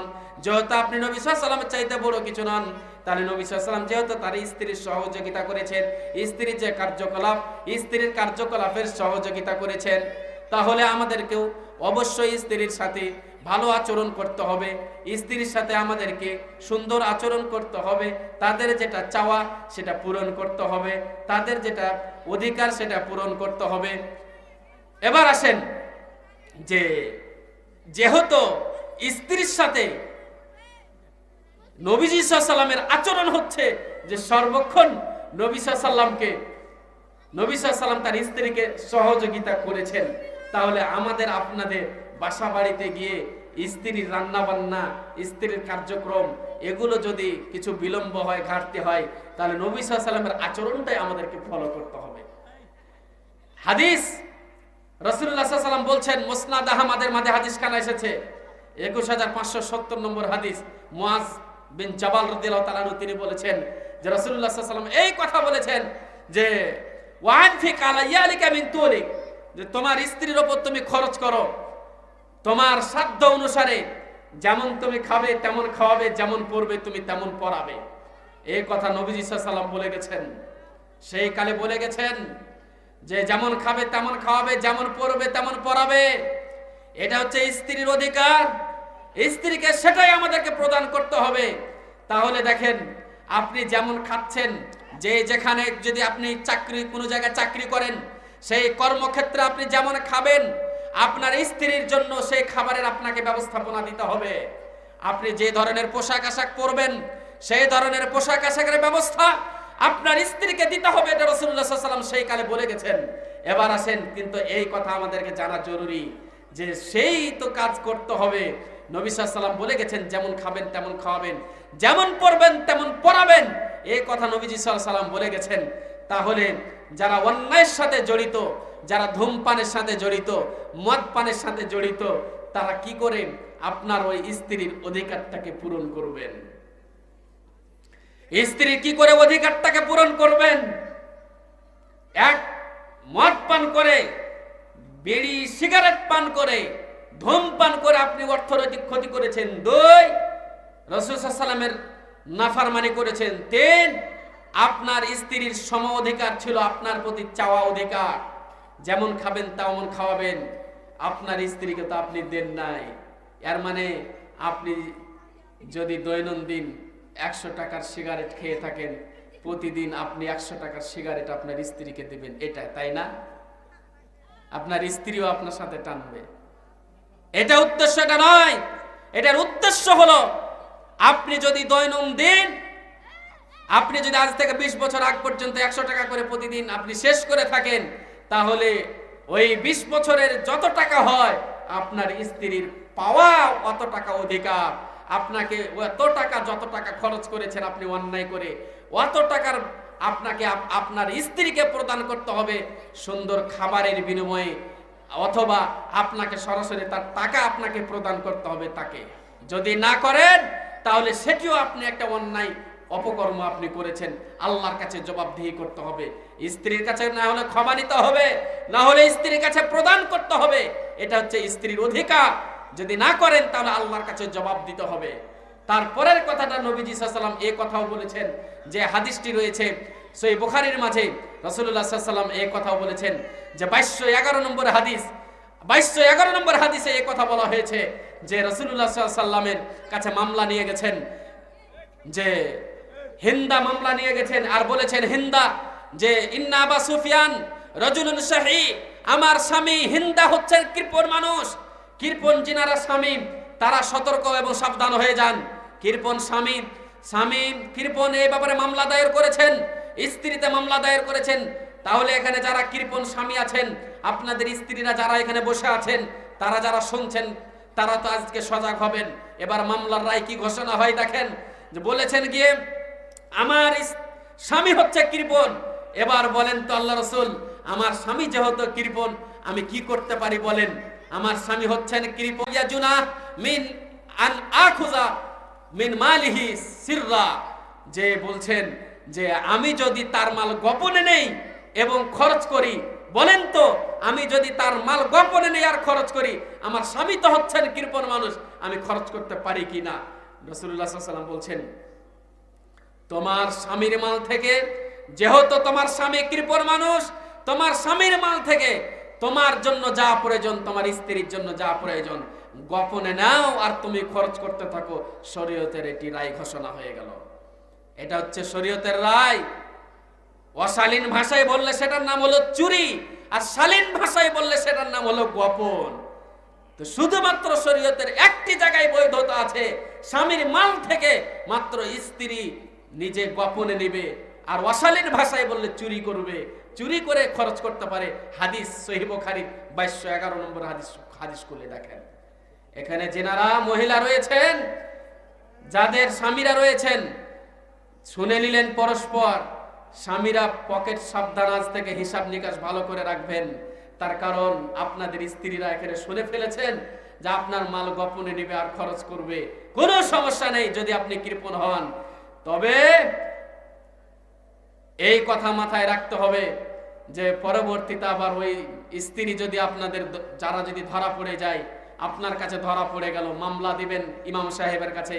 ইমাম সাহেবের হাদিস যদি জানা থাকে তাহলে রায় ঘোষণা কোনো অসুবিধা নেই। তবে এই কথা বোন আপনাকে মনে রাখতে হবে, গোপনে স্বামীর মাল নিয়ে আবার অন্য জায়গায় পাচার করবেন, এটা একটা টাকা যদি হয় কিয়ামতের ময়দানে আল্লাহর কাছে আপনাকেও জবাবদিহিতার কাতারে আসতে হবে। এই কথাও মাথা রাখবেন। পরবর্তীতে নবীজির এই কথা নবীজি বলে গেছেন, ওই সহিহ মুসনাদ আহমদের ওই হাদিসই বলছে 21570 নম্বর হাদিস। আগের কথা বললেন খাবার ঠিক মতো দিবে, পোশাক ঠিক মতো দিবে।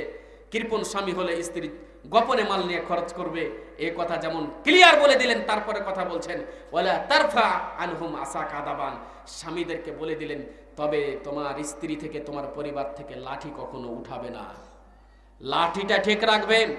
আগের কথা বললো পোশাকটা ঠিক মতো দিবা, তারপরের কথা নবীজি বললেন এই কাজটাও ঠিক মতো করবা।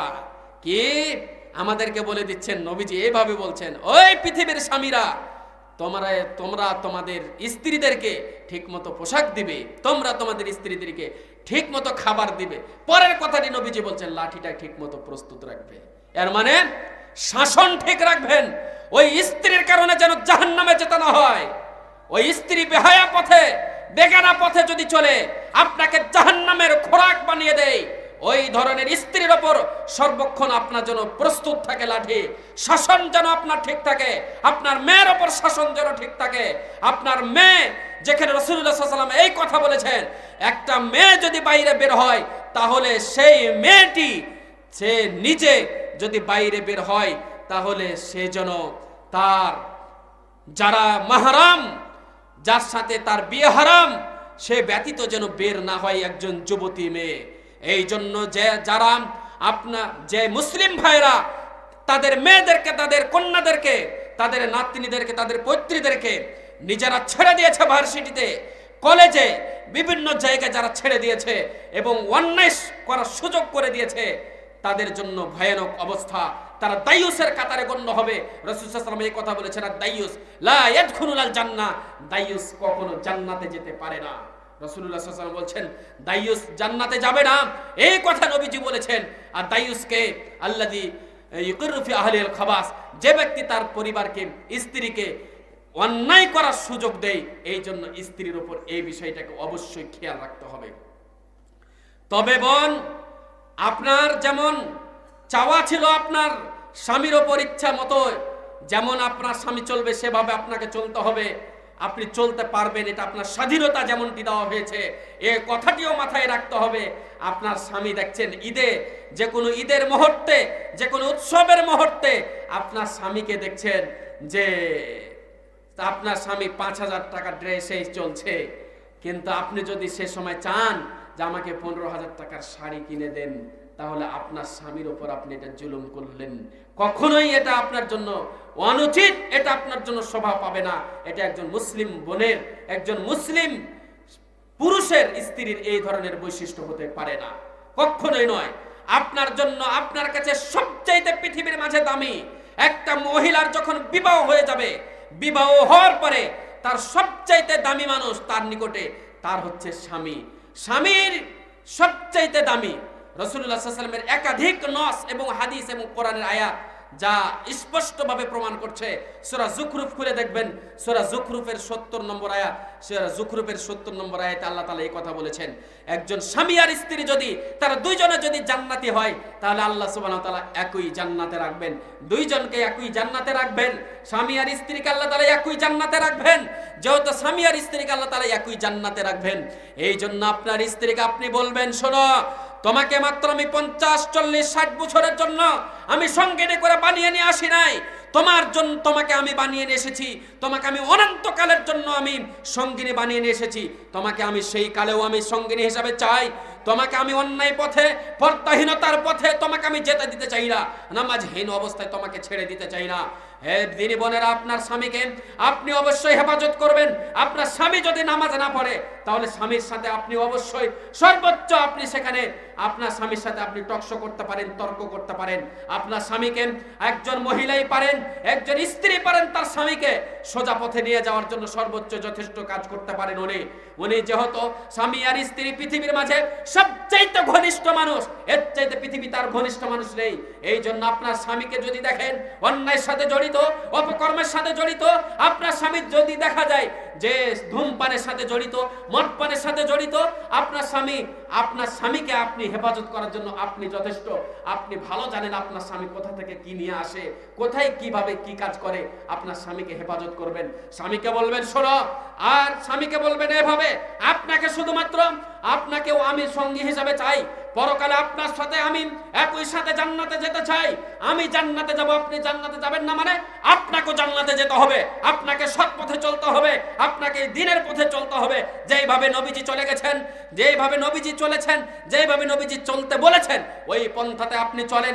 আপনাকে আমি কিয়ামতের ময়দানে একই সাথে একই জান্নাতে চাই। অন্য জনেরা ওই মহিলার স্বামীকে দেখেন তো কত সুন্দর করে তারা ইবাদত করছে, সৎ পথে তারা চলছে, একই সাথে তারা জান্নাতে থাকবে। আমরা জান্নাতে থাকবো না মানে আপনি এত অন্যায় পথে যাবেন কেন? স্ত্রী আপনার স্বামীকে আপনি এভাবে বাধা দিয়ে আপনি হেফাজত করবেন, একই সাথে জান্নাতে যাওয়ার জন্য সর্বোচ্চ আপনি চেষ্টা করবেন। আপনার স্বামী সর্বোচ্চ দামি মানুষ। একটা মহিলার যখন বিবাহ হয়ে যায়, সর্বোচ্চ দামি মানুষ। হাদিস সহিহ বুখারীর হাদিস যখন খুলবেন, হাদিসটি পাবেন 313 নম্বর হাদিস। সেই হাদিসের মাঝে এসেছে, উম্মে আতিয়া রাদিয়াল্লাহু তাআলা আনহা বলছেন, কুন্না নুনহা আন নুহিদ্দা আলা মাইয়িতিন ফাওকা সালাসিন ইল্লা আলা যাওজিন আরবাআতা আশহুরিন ওয়া আশরা। যে উম্মে আতিয়া রাদিয়াল্লাহু তাআলা আনহা বলছেন যে আমাদেরকে নিষেধ করা হয়েছে আমরা যেন কোনো মৃত্যু ব্যক্তির শোক পালন না করি 3 দিনের ঊর্ধ্বে, হোক সেটা পিতা, হোক সেটা মাতা, হোক সেটা সন্তান, হোক সেটা ভাই, হোক সেটা বোন, হোক সেটা নিকটের কোনো আত্মীয়, 3 দিনের ঊর্ধ্বে শোক পালন করা যাবে না। কিন্তু নবীজি এই কথা বলেছেন, তবে যদি স্বামী হয় তাহলে 4 মাস 10 দিন শোক পালন করতে হবে।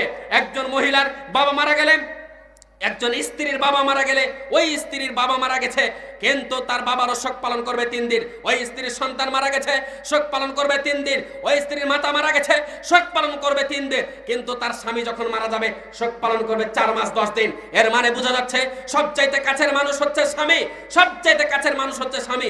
স্বামী মারা যেতে যেহেতু তাকে 4 মাস 10 দিন তাকে শোক পালন করতে হচ্ছে। এই জন্য হে বোনেরা, যাদের বিয়ে হয়নি, যাদের বিয়ে হবে, যে বোনেরা আমার রয়েছেন, আপনারাও অবশ্যই আপনার যখন বিয়ে হয়ে যাবে আপনার স্বামীকে সর্বাধিক মূল্যায়ন করবেন। আজ কত পরিবার জর্জরিত, কত পরিবার অবহেলিত, কত পরিবার তালাক প্রাপ্ত হচ্ছে। এই কারণে একটা মেয়ের যখন বিবাহ হয়ে যায়, ধর্মীয় জ্ঞান না থাকার কারণে, ইসলামী জ্ঞান না থাকার কারণে, ওই মেয়েকে দেখা যায় তো ওই মেয়ের বিয়ে হওয়ার পরে তার মায়ের কথা শুনে, বিভিন্ন কথা শুনে, তার বোনের কথা শুনে, বিভিন্ন কথা শুনে, তার বাবার কথা শুনে, বিভিন্ন কথা শুনে, তার ভাইয়ের কথা শুনে, বিভিন্ন কথা শুনে, তার বান্ধবীর কথা শুনে, বিভিন্ন কথা শুনে, তাদের কাছ থেকে পরামর্শ নেয় আর স্বামীর সাথে টকশো করে। এই জন্য আজ কত দেখা যাচ্ছে জর্জরিত পরিবার। এ বোন, দিদি বোন, আপনাকে বলে রাখছি, আপনি এর ওর পরামর্শ নেওয়া ব্যতীতই আপনার স্বামীকে সর্বাধিক মূল্যায়ন করেন, স্বামীর সাথে সর্বোচ্চ আপনি কাছাকাছি হওয়ার চেষ্টা করেন। যদি আপনি কাছাকাছি হওয়ার চেষ্টা করতে পারেন, তাহলেই আপনার স্বামী হবে আপনার সবচেয়ে নিকটের মানুষ। দেখবেন আপনার পরিবারে কল্যাণ ফিরে আসবে, আপনার পরিবারে শান্তি ফিরে আসবে, আপনার সন্তানেরও ভালো হবে, আপনার সবকিছু ভালো হবে, এই পরিবারে অশান্তির সৃষ্টি হবে না। তবে যদি এর ওর পরামর্শ নিয়ে চলেন, তাহলে একাধিক ফ্যামিলির সাথে আমাদের যাদের জরিপ আমরা চালিয়েছি, একাধিক ফ্যামিলি তাদের সংসার ভেঙে যাওয়া, সংসারে যেটা তছনছ হয়ে যাওয়া, অথবা সংসারে অভিশাপ নেমে আসার 1 নম্বর কারণ হচ্ছে তাদের এদিক সেদিক সম্পর্ক, এদিক সেদিক পরামর্শ। এই কারণে আজকে পরিবার, একাধিক পরিবার জর্জরিত। এই জন্য আপনাদেরকে বলবো দিনী বোন, আপনারা আপনাদের স্বামীকে সর্বাধিক মূল্যায়ন করবেন, আপনাদের প্রতি এটি আমাদের জরুরি প্রত্যাশা। আর স্বামীরা, যেনারা স্বামী হয়েছেন বা স্বামী হবেন, আপনারাও আপনাদের স্ত্রীর প্রতি সর্বাধিক আপনি সহনশীল হবেন, দয়াশীল হবেন। আপনি যেমন চলবেন তেমন তাকে চালাবেন, আপনি যেমন খাবেন তেমন তাকে খাওয়াবেন। হ্যাঁ দিনী বোন, একটি হাদিস দেখেন, হাদিসটি এসেছে আবু দাউদে, হাদিসটি হচ্ছে 2140 নম্বর হাদিস। সে হাদিসটা খুলে দেখলে পাবেন আবু দাউদে। রাসূলুল্লাহ সাল্লাল্লাহু আলাইহি ওয়াসাল্লাম এই কথা বলেছেন, লাউ কুনতু আমরা আহাদান আইয়াসুদা লি আহাদিন লা আমারতু নিসা আইয়াসুদা লি আজওয়াজিহিন্না। আমি যদি পৃথিবীর কাউকে আদেশ করতাম একজন মানুষ আরেকজনকে সাজদা করবে, তাহলে এই আদেশ কখনোই করতাম না যে একজন মানুষ আরেকজনকে সাজদা করবে। যে চাকরি করে তার বসকে তাকে সাজদা করবে, যে দেশের বাদশা হবে প্রজারা দেশের বাদশাকে সাজদা করবে, এই কথা বলতাম না। সারা পৃথিবীর যে বাদশা হয়ে যাবে তাকে অন্য বাদশারা সাজদা করবে, এই কথাও নয়। একজন সন্তান তার বাবা মাকে সাজদা করবে, এই কথাও নয়। পৃথিবীতে কেউ কাউকে সাজদা করার কথা আসতো না। আমি যদি কাউকে সাজদা করার কথা বলতাম, একজন স্ত্রীকে বলতাম তার স্বামীকে যেন সাজদা করে, তাহলে স্ত্রীর কাছে কত কাছের মানুষ হলো তার স্বামী, কত দামি মানুষ হলো তার স্বামী, যে মহিলারা তাদের স্বামীকে সাজদার কথা, এই কথাটি আসতো। তাহলে কত কাছের কথা, কত দামি কথা, স্বামী কত দামি মানুষ। এই জন্য স্বামীকে অবশ্যই সেভাবে আমাদেরকে প্রত্যেককে ওইভাবে মূল্যায়ন করতে হবে। যদি আমরা মূল্যায়ন করি, তাহলে আমাদের জীবনে কল্যাণ ফিরে আসবে, তাহলে আমাদের মাঝে শান্তি ফিরে আসবে। আমরা যাই করি, যেভাবে চলি, যেখানে যেভাবে চলছি, আমাদের চলার ফাঁকে আমরা যে পৃথিবীতে এসেছি, আমাদের পৃথিবীতে আসার পরে আল্লাহ সুবহানাহু ওয়া তাআলা আমাদেরকে তো এমনিতেই ছেড়ে দেননি। আমরাও এসেছি ওই স্বামী আর ওই স্ত্রীর মাধ্যমে, তথা আমাদের পিতা এবং মাতার মাধ্যমে। আমরা যে তাদের মাধ্যমে এসেছি, কিভাবে এসেছি, আমরা যখন আসি তখন কিন্তু আল্লাহ সুবহানাহু ওয়া তাআলা আমাদেরকে পৃথিবীতে নিয়ে এসেছেন। যেই দিন আমরা পৃথিবীতে আসলাম, প্রথম আমাদের যেটি জরুরি দরকার ছিল, যেটি ছিল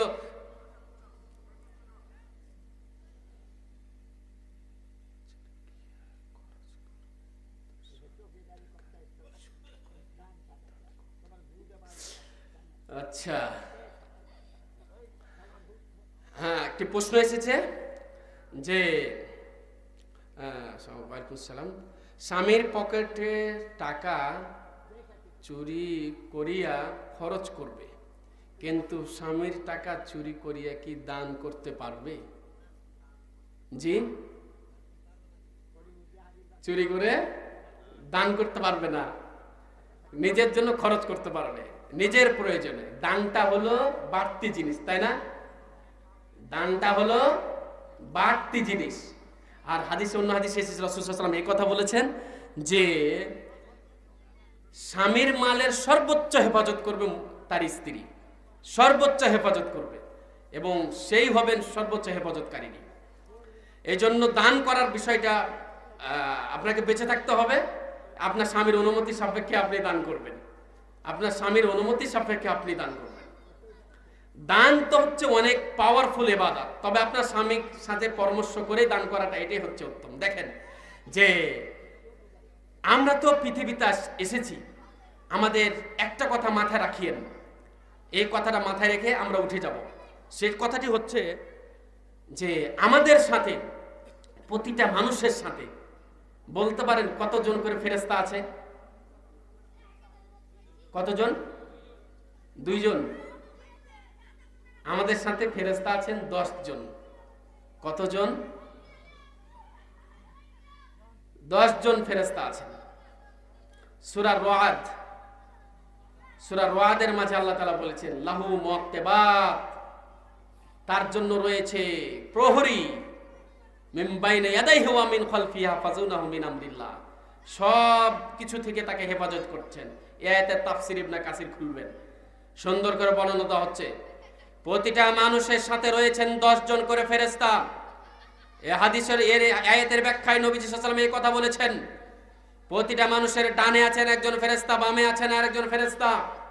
প্রতিটা মানুষের কপালে আছেন আরেকজন ফেরেশতা। কয়জন ফেরেশতা হলো? ডানে একজন, বামে একজন, সামনে একজন, পিছনে একজন, হলো এখানে 4 জন। কপালে রয়েছেন একজন, হলো 5 জন। 2 চোখে রয়েছেন 2 জন, হলো 7 জন। 2 ঠোঁটে রয়েছেন 2 জন, হলো 9 জন। জিহবাতে রয়েছে 1 জন, হলো 10 জন ফেরেশতা। পৃথিবীতে আমরা যেভাবেই চলি না কেন, আমাদের সাথে সর্বক্ষণ 10 জন করে ফেরেশতা রয়েছে। কোনো এদিক সেদিক হওয়ার কোনো সুযোগ নেই। সর্বক্ষণ আমাদের সাথে 10 জন করে ফেরেশতা আছেন, সব কিছু আমাদের রক্ষণাবেক্ষণ করছেন। মা ইয়ালফিযু মিন কাউলিন ইল্লা লাদাইহি রাকীবুন আতীদ, মানুষ যে কথা উচ্চারণ করছি সব কথাকে কোট করছেন, সব কথাকে কোট করছেন। আমি যা কথা বলছি, আপনার যা কথা বলে থাকেন, সব কিছুকে হেফাজত করছে, ফেরেশতাতে সব কিছু সংরক্ষণ করছেন। এই কথাও যদি ভুলে যান তাহলে সূরা আল্লাহ তাআলা বনী ইসরাঈলের মাঝে 13 নম্বর আয়াতে সেখানে বলছেন ওয়া কুল্লা ইনসানিন আলজামনাহু তায়রাহু ফি উনুকি ওয়া নুখরিজু লাহু ইয়াওমাল কিয়ামাতি কিতাবান ইয়ালকাহু মানশুরা। আমি আল্লাহ সুবহানাহু ওয়া তাআলা প্রতিটা মানুষের ঘাড়ে রেখেছি আমি একটা করে ড্রোন ক্যামেরা। প্রতিটা মানুষের সাথে রয়েছে আমাদের জন্য ড্রোন ক্যামেরা। ড্রোন ক্যামেরা যে পৃথিবীতে রয়েছে আমরা দেখতে পাই উড়ান্ত ক্যামেরা। আমরা দেখি আজকে অনেক কিছুই দেখা যায় দুদকের হাতে ধরা পড়ে না, দুদকের হাতে ধরা পড়ে না। কিন্তু দুদকের হাতে ধরা না পড়লেও কিন্তু আল্লাহর দুদক যেটা, সেটার হাতে কিন্তু ধরা পড়তে হবে। প্রতিটা মানুষের ঘাড়ে রয়েছে ড্রোন ক্যামেরা, এটা আল্লাহ বলেছেন। পৃথিবীতে ঘাড়বিহীন কোনো মানুষ নেই, আর ঘাড়ে রয়েছে ড্রোন ক্যামেরা। মনে করবো যে লুকায় লুকায় একটা কাজ করছি, হয়তো বা একদিকে কাজ করছি, ফেরেশতারা আর একদিক হয়তো দেখতে পাইনি, কিন্তু এটা নয়। ড্রোন ক্যামেরা সব কিছুকে ক্যামেরা করে রাখছে। আল্লাহ এই কথা বলে যদি শেষ করতেন তাও তো হতো। আল্লাহ বলছেন নুখরিজু লাহু ইয়াওমাল কিয়ামাতি কিতাবান ইয়ালকাহু মানশুরা, এবং ওই যে ক্যামেরাতে যা ক্যামেরা করছে কিয়ামতের ময়দানে, সেটাকে আমি সুবিস্তৃত কিতাব আকারে, পাণ্ডুলিপি আকারে কিয়ামতের ময়দানে প্রকাশ করব, এটা আল্লাহ তাআলা বলছেন। অতএব কোনো সুযোগ নেই, যার যেই ময়দানে যেখানে যা কিছু করছি আমরা সব কিছুই, আমাদের সব কিছু হেফাজত হচ্ছে, কিয়ামতের ময়দানে বই আকারে প্রকাশ পেয়ে যাবে। এটা আল্লাহ তাআলা নিজে প্রকাশ করেছেন, আল্লাহ তাআলা নিজে বলেছেন। এটা যদি আল্লাহ বলে শেষ করতেন তাও তো হতো। আল্লাহ সূরা জিলজালের মাঝে বলছেন যে ইয়াউমাইযিন তুহাদ্দিসু আখবারাহা, জমিন সেদিন তার সব সংবাদ দিয়ে দিবে। আজকে যেই জায়গাতে বসে আছি আমরা, যে এখানে আজকের যে অনুষ্ঠানে, আজকের যে মাহফিলে আমরা বসে আছি, এই জায়গা কিয়ামতের ময়দানে কথা বলবে। যেই জায়গায় সাজদা দেই, ওই সাজদার জায়গা কিয়ামতের ময়দানে কথা বলবে। যে জায়গায় অন্যায় করে থাকে, অন্যায়কারী ওই জায়গা কিয়ামতের ময়দানে কথা বলবে। এখন যারা অন্যায় করেন, যেভাবে অন্যায় করেন, হাতের মাধ্যমে অন্যায় করেন, গোপনে অন্যায় করেন, যে জায়গায় অন্যায় করবেন, কিয়ামতের ময়দানে ওই জায়গা কথা বলবে।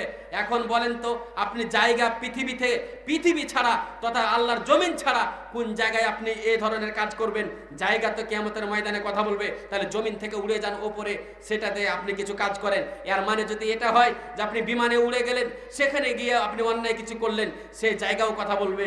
এর অর্থ হলো বিমানটিও তো আকাশ থেকে আসে নাই, বিমানটিও তো হলো জমিনের পৃথিবী থেকে তো তৈরি। অতএব ওই কথাই এটা প্রমাণ হয় যে ওই কিয়ামতের ময়দানে ওই বিমানটাই কথা বলবে। ওইটাই একটা জায়গা, পৃথিবীর ওইটাই একটা জায়গা, ওই জায়গা কথা বলবে। এই কথা যদি আল্লাহ শেষ করতেন তাও তো হতো।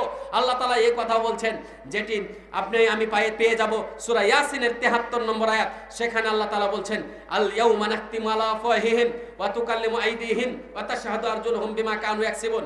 আজকের দিন আমি মোহর মেরে দেব তাদের মুখে মোহর মেরে দিবেন আল্লাহ তাআলা কিয়ামতের ময়দানে। কথা বলবে হাত, দিবে সাক্ষ্য পা। কথা বলবে হাত, দিবে সাক্ষ্য, সাক্ষ্য দিবে পা, আর হাতে বলবে, হাত দ্বারা যাও কিছু অন্যায় হয়েছে হাতে সব কথা প্রকাশ করে ফেলবে। আচ্ছা বলেন তো, হাতে কথা বলবে, এটা বিশ্বাস হয় না? অবশ্যই বিশ্বাস হয়। মুখে যা কথা হবে এটার বিশ্বাস কি করে হয়? মুখে কি আছে? কি আছে যে আমরা মুখ দ্বারা কথা বলতে পারি? আল্লাহ কি যে দিয়েছেন সেটা আল্লাহ তাআলাই ভালো জানেন, কেউ আমরা বলতে পারি না। আল্লাহর ইচ্ছা তাই কথা বলি। চোখ দ্বারা, আমাদের তো অনেক অঙ্গ প্রত্যঙ্গ আছে, চোখ দ্বারা দেখতে পাওয়া যায়। কি আল্লাহ দিয়েছেন চোখ, চোখ দ্বারা দেখতে পাওয়া যায়। কান, শরীরের তো অঙ্গ আরো কিছু আছে, কিন্তু কান দ্বারা ফের শুনতে পাওয়া যায়। তাহলে যে আল্লাহ এইভাবে আমাদেরকে সব কিছু দিয়েছেন, সে আল্লাহ কিয়ামতের ময়দানে হাত দ্বারা কথা বলাতে পারেন না? অবশ্যই পারেন। এই কথাকে আমাদেরকে বিশ্বাস করতেই হবে। তার চাইতে আরো আশ্চর্যের বিষয়, মেমোরি কার্ডে কথা বলে না? মেমোরি কার্ডের কি জীবন আছে? 40 বছর কি আগে হয়েছে না হয়েছে, মেমোরি কার্ডকে ভরে দিলেন আর সবকিছু বলতে লাগলো। এই যে আমরা যা বলছি, যা কিছু রেকর্ড হচ্ছে, এখন শুনেন, পরে শুনেন, সবকিছু শুনতে পাবেন। কেন শুনতে পাওয়া যাবে? এটা সবকিছু, এগুলো তো যদি কথা বলতে পারে, আল্লাহ তাআলা কিয়ামতের ময়দানে হাতে কথা বলাবে। হাত বোঝা যাচ্ছে, তাহলে যেহেতু হাত আপনার বিপক্ষে যাবে, ওই হাতকে ভালো কাজে ব্যয় করতে হবে। হাতকে যত ভালো কাজে ব্যয় করবেন, হাত কিন্তু প্রকৃত আপনি নয়। আপনি কিন্তু হাত আপনি নন, আপনি কিন্তু অন্য কিছু। একটা হিন্দু মানুষ, অমুসলিম মানুষ, তারপরে বলছে খালেদ মারা গেছে, খালেদের লাশটাকে দাফন করতে হবে, খালেদের লাশটাকে পুড়াতে হবে। মানে ওই লোকটাও বুঝছে লোকটি হিন্দু, তারপরে লোকটি বলছে যে খালেদের লাশটাকে আগুনে পুড়াতে হবে। কেন এই কথা বলছে? যে ও তো কোরআন হাদিস কিছুই জানে না, কিন্তু ও না জানতে একটা সত্য কথা বলছে, খালেদের লাশটা পুড়াতে হবে। এর মানে ওদের যেগুলো হিন্দু নাম সে নাম দিয়ে তারা বলে, তো খালেদের লাশটা যে পুড়াতে হবে এই কথা যে বলছে, এর মানে হলো এটা যে খালেদকে ও জানে না। খালেদ কিন্তু অন্য জিনিস, খালেদ কিন্তু আর নেই। মানে খালেদ চলে গেছে, খালেদের এখন লাশ আছে, অথচ খালেদ পুরোটাই আছে। এর মানে আমরা প্রত্যেকেই নিজ নিজ মানুষ, কিন্তু আমরা কিন্তু হাত আমি নয়, পাও আমার নয়, আমি নই। আমি কে? আমার ভিতরে আমি, তথা আমাদের প্রত্যেকের সাথে আমরা নিজেরাই, আমরা নিজেই। অতএব আমাদের হাতকে ভালো কাজে লাগাতে হবে, যত পারবো আমরা ভালো কাজে লাগাবো। আমরা আপনাদের প্রতি আশা রাখবো যে অত্র প্রতিষ্ঠান চালু হয়েছে, অত্র প্রতিষ্ঠান যেন কিয়ামত পর্যন্ত চলে। এই অত্র প্রতিষ্ঠান যতদিন পর্যন্ত চলবে ততদিন পর্যন্ত আমরা যেন সওয়াব পেতে থাকি। আল্লাহ সুবহানাহু ওয়া তাআলা আমাদের এই অত্র প্রতিষ্ঠানকে মহান আল্লাহ যেন কবুল করে নেন, আল্লাহুম্মা আমিন। এই অত্র প্রতিষ্ঠানের সাথে যারাই যেভাবে জড়িত আছেন, অর্থ দিয়ে যারা যেভাবে জড়িত আছেন, সম্পদ, অর্থ সম্পদ দিয়ে, বুদ্ধি পরিশ্রম দিয়ে যারা যেভাবে জড়িত আছেন, আল্লাহ তুমি তাদেরকে প্রত্যেকে তুমি উত্তম বিনিময় দান করিও, আল্লাহুম্মা আমিন। আল্লাহ কিয়ামত পর্যন্ত প্রতিষ্ঠানকে তুমি কবুল করে নাও, আল্লাহুম্মা আমিন। একটা কথা বলা হয়েছে কিন্তু আরেকটা কথা ছুটেছে, সে কথাটি হলো আমাদের সাথে যে 10 জন করে ফেরেশতা আছেন, আমাদের ফেরেশতাগুলো সর্বক্ষণ আমরা যখন কারো জন্য দোয়া করি, তখন ওই 10 জন ফেরেশতা আমাদের সাথে নিযুক্ত ফেরেশতা, তারাও কিন্তু আমাদের জন্য দোয়া করে। আল্লাহকে বলেন কারো যখন সুস্থতার জন্য দোয়া করি, ওই ফেরেশতার সাথে সাথে বলেন আল্লাহ একও অনুরূপ দিয়ে দাও। এর মানে আমি আপনি দোয়া করি একজন অন্যজনের জন্য, কিন্তু আমাদের জন্য সাথে সাথে কয়জন ফেরেশতা দোয়া করে বলেন তো? 10 জন। এই জন্য একজন শাইখ বলছিলেন যে মানুষ যদি বুঝতো যে মানুষের জন্য মানুষ দোয়া করলে কত আর মানে ফলাফল ভালো, তাহলে নিজের জন্য দোয়া করা বাদ দিয়েও শুধুমাত্র অন্যের জন্যই দোয়া করতো। কারণ অন্যের জন্য দোয়া করলে 10 জনের কাছ থেকে দোয়া, 10টা ফেরেশতার কাছ থেকে দোয়া পাচ্ছি, এটা তো অনেক বড় পাওয়া। এই জন্য দোয়া করতে কেউ কৃপণতা করবেন না। আল্লাহ পরিশেষে দোয়া করছি অত্র প্রতিষ্ঠান যেনারা পরিশ্রম দিয়ে বা বুদ্ধি দিয়ে বা অর্থ দিয়ে চালু করে গেছেন, কেউ যদি এর মুহূর্তেও যারা সহযোগিতা করেছেন কেউ যদি মারা যেয়ে থাকেন, তাদেরকে আল্লাহ সুবহানাহু ওয়া তাআলা আল্লাহ তুমি তাদেরকে জান্নাতবাসী করে নাও, আল্লাহুম্মা আমিন। এবং এই প্রতিষ্ঠান যতদিন পর্যন্ত চলবে তারা অবশ্যই সওয়াব পেতে থাকবে। আজকে আশা করি প্রতিষ্ঠানকে অবশ্যই যারা বসে আছেন সহযোগিতা করেছেন, আর যদি কেউ এখানে বসে আছেন, যারা বসে আছেন যদি কেউ সহযোগিতা না করে থাকেন, এমন যদি কোন আল্লাহর বান্দা থেকে থাকেন, আপনাদের প্রতি আমাদের আশা এই প্রতিষ্ঠান যেন চলে। আপনারা অবশ্যই বাৎসরিক একটা দান দেওয়ার জন্য অবশ্যই আপনি আপনার পরিবার সবাই মিলে একটা চিন্তা করে রাখবেন, বাৎসরিক একটা দান অবশ্যই দিবেন। এবং আজকে যদি কেউ না দিয়ে থাকেন, অবশ্যই আপনাদের প্রতি আমাদের আশা আপনারা দিয়ে যাবেন বলে আমরা আশাবাদী। এর ফাঁকে যারা হয়তোবা আরও দিয়েছেন, এর আগেও দিয়েছেন, দানের অনেক বড় পাওয়ার, অনেক বড় শক্তি। দান এত বড় শক্তি দানের যে এখানে দান করছেন, কিন্তু কেউ যদি যখন আপনার কবরে শায়িত, কেউ যখন কবরে শায়িত, কবরে শুয়ে আছে, কিন্তু ওর জন্য দান করেছেন, ও হলো আপনার একজন আত্মীয়, কিন্তু তার জন্য আপনি যখন দান করেছেন, দান করার সাথে সাথে রাসূল সাল্লাল্লাহু আলাইহি ওয়াসাল্লাম হাদিসে বলছেন, সূর্য যেমন আগামীকাল সূর্য যেমন উদয় হবে, এই কথা যেমন চূড়ান্ত, এর মাঝে যেমন আমাদের কোনো অবিশ্বাস নেই, চূড়ান্ত যেমন বিশ্বাস, ঠিক অনুরূপভাবে কেউ যদি দান করে তার পিতামাতার জন্য কবরে শায়িত, কেউ যদি তার আত্মীয় স্বজনের জন্য দান করে কবরে শায়িত, সাথে সাথে তার কবরের শাস্তি আল্লাহ সাথে সাথে আল্লাহ তাআলা বন্ধ করে দেন। সুবহানাল্লাহি ওয়া বিহামদি। এটা হচ্ছে দানের পাওয়ার। এই জন্য অবশ্যই আমাদেরকে দান করার জন্য সর্বোচ্চ চেষ্টা করতে হবে। এবং মহিলা প্যান্ডেলের যারা স্বেচ্ছাসেবক ছিল সবাই মিলে নাম প্রকাশ করে 5,000 টাকা দিয়েছে। মাশাআল্লাহ। তো এখানে নাম প্রকাশ ছাড়াই যারা স্বেচ্ছাসেবক মহিলা প্যান্ডেলে, মাশাআল্লাহ, মহিলা প্যান্ডেলে যেনারা স্বেচ্ছাসেবক তারা দান করেছেন 5,000 টাকা। তবে কেউ নাম প্রকাশ করেননি। তবে নাম প্রকাশ না করাই ওই যে হাদিস, সহিহ বুখারীতে হাদিসটা এসেছে, রাসূল সাল্লাল্লাহু আলাইহি ওয়াসাল্লাম বলেছেন যে কিয়ামতের ময়দানে যারা গোপনে দান করবে তাদের একটা নেকি আছে, ফলাফল পুরস্কার আছে। সেই পুরস্কারটি হলো কি, আরশের ছায়ে আল্লাহ তাআলা তাদেরকে আশ্রয় দিবেন। আল্লাহ তোমার কাছে দোয়া করছে, আল্লাহ হয়তোবা তারা এই হাদিস জেনেছে, এই জন্য তারা হয়তো এই আমল করেছে। আল্লাহ তুমি তাদেরকে সবাইকে কিয়ামতের ময়দানে, এই ধরনের তারা গোপন দান করে অত্র প্রতিষ্ঠানকে সহযোগিতা করেছে, আল্লাহ তুমি তাদের সবাইকে তুমি সেই আরশের ময়দানে, কিয়ামতের ময়দানে প্রথম মেহমান হিসাবে তুমি আরশের ছায়া তাদেরকে আশ্রয় দিয়ে দিও, আল্লাহুম্মা আমিন। তবে প্রকাশ্যে দান করা যাবে, এটাও আমরা জানি। প্রকাশ্যে কেউ দান করলে তাকে দেখে অন্যজন হয়তোবা তার প্রতি দেখে যে এই এত টাকা দান করতে পারছে, এই মাত্র আয়, তাহলে আমি তো করতে পারি এর চাইতে বেশি, এটাও দান করা যায়। আল্লাহ নিজেই বলেছেন সিররা ওয়া আলানিয়া, গোপনও দান করা যায়, প্রকাশ্যেও দান করে যায়। আল্লাহ যেভাবে দান করেছেন সবার দানকে তুমি আল্লাহ তুমি কবুল ও মঞ্জুর করে নাও, আল্লাহুম্মা আমিন। যে আল্লাহ তুমি আমরা শেষ করে দিই নাকি?